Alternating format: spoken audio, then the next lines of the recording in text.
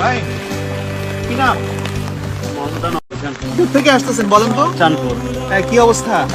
অবস্থা খুব খারাপ, আমার ঘর নতুন ঘর থেকে সব শেষ। আমার কিছু নাই আর।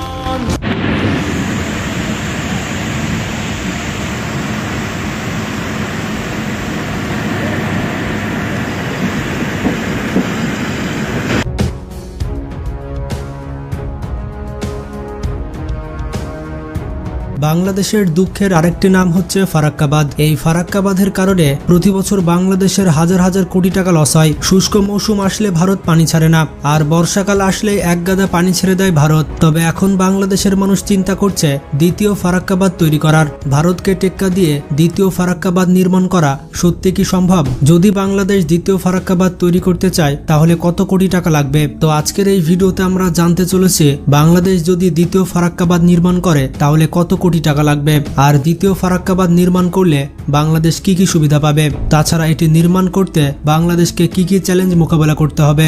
বাংলাদেশের চাঁপাইনবাবগঞ্জ জেলা থেকে প্রায় 18 কিলোমিটার দূরে গঙ্গা নদীর ওপরে 1962 সাল থেকে 1975 সালে তৈরি করা হয় ফারাক্কাবাদ। এই ফারাক্কাবাদের দৈর্ঘ্য হচ্ছে 2.3 কিলোমিটার। তৎকালীন সময়ে ভারত সরকারের ফারাক্কাবাদ নির্মাণ করতে ব্যয় হয়েছিল $280 মিলিয়ন, বাংলা টাকায় প্রায় 3080 কোটি টাকা। তবে সে সময় ডলারের হিসাব করলে সে সময় $1 সমান 7.8 টাকা ছিল। তো সেই হিসেবে $280 মিলিয়ন টাকায় রূপান্তর করলে দাঁড়ায় প্রায় 218 কোটি টাকা। তাহলে আমরা বলতেই পারি 1962 থেকে 75 সাল পর্যন্ত দীর্ঘ 11 বছর ধরে ভারত সরকারের ফারাক্কাবাদ নির্মাণ করতে প্রায় 218 কোটি টাকা লেগেছিল। বর্তমানে এই ফারাক্কাবাদ বাংলাদেশের মানুষের জন্য মরণ ফাঁদ হয়ে দাঁড়িয়েছে। শুষ্ক মৌসুমে এই বাঁধটি বাংলাদেশকে মরুভূমিতে পরিণত করে, আবার বর্ষার মৌসুমে দেশে বন্যার সৃষ্টি করে। এই বাঁধ তৈরির পর থেকেই বাংলাদেশের ক্ষয়ক্ষতির পরিমাণ কয়েক হাজার কোটি টাকা পার হয়ে গিয়েছে। এই পরিস্থিতি থেকে মুক্তি পেতে একটা সময় বাংলাদেশ সরকারও পরিকল্পনা করেছিল যদি ফারাক্কা বাঁধের বিপরীতে গঙ্গার উপরে আরও একটি বাঁধ নির্মাণ করা যায় তাহলে হয়তো ক্ষতির পরিমাণ পুরোটা লাঘব করা সম্ভব। কিন্তু পরবর্তীতে এই পদক্ষেপের কার্যকরী বাস্তবায়ন করা হয়নি বেশ কিছু সমস্যার কারণে। যদি বাংলাদেশ এখন ফারাক্কার বিপরীতে আরও একটি বাঁধ নির্মাণ করতে চায় তাহলে কত টাকার বিনিময়ে এই বাঁধ নির্মাণ করা সম্ভব হবে? আমরা অনেকেই মনে করি যেহেতু ফারাক্কাবাদ নির্মাণ করতে ভারতের মাত্র 218 কোটি টাকা লেগেছে তাহলে হয়তো আমাদেরও একই পরিমাণ টাকা লাগবে। আসলে এই ব্যাপারটা সেরকম নয়। চলুন তাহলে হিসেব করে দেখা যাক দ্বিতীয় ফারাক্কাবাদ তৈরি করতে বাংলাদেশের কত কোটি টাকা প্রয়োজন হবে। বর্তমানে $1 সমান প্রায় 117 টাকা, সুতরাং $280 মিলিয়ন সমান 3276 কোটি টাকা। তাহলে কি বাংলাদেশের দ্বিতীয় ফারাক্কাবাদ তৈরি করতে 3276 কোটি টাকা লাগবে? এর সরাসরি উত্তর হবে না, বরঞ্চ তার থেকেও অনেক বেশি টাকা লাগবে।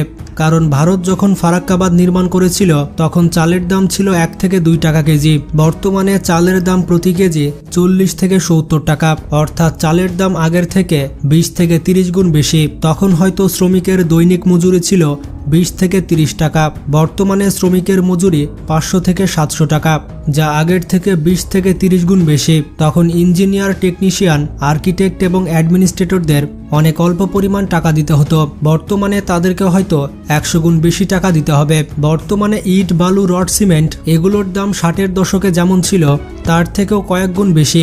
তখন বিভিন্ন পণ্য এবং যন্ত্রপাতি পরিবহন করতে যেমনটা খরচ হতো বর্তমানে তার থেকেও কয়েক গুণ বেশি খরচ করতে হবে। তাহলে বুঝতেই পারছেন শুধুমাত্র 3276 কোটি টাকা দিয়ে দ্বিতীয় আরেকটি ফারাক্কাবাদ তৈরি করা সম্ভব নয়। ফারাক্কার মতো আমাদের আরও একটি বাঁধ নির্মাণ করতে হলে আরও 2 থেকে 3000 কোটি টাকা বেশি লাগবে।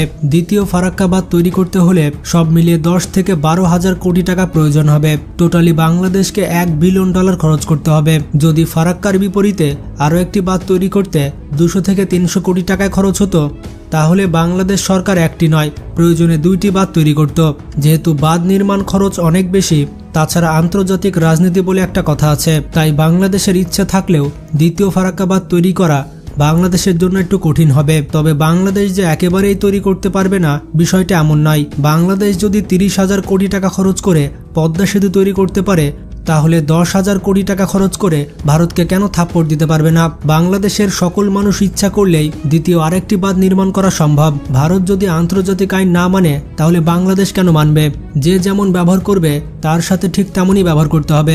এতদিন বাংলাদেশকে ইচ্ছা মতো ব্যবহার করেছে ভারত, কিন্তু সেই দিন আর নেই। আপনারা কে কে চান ফারাক্কা বাঁধ ভেঙে ফেলা হোক? আপনাদের মূল্যবান মতামত কমেন্ট করে জানান। ভিডিওটি বেশি বেশি বন্ধুদের সাথে শেয়ার করে তাদেরও জানার সুযোগ করে দিন। তো ভালো থাকবেন, আল্লাহ হাফেজ।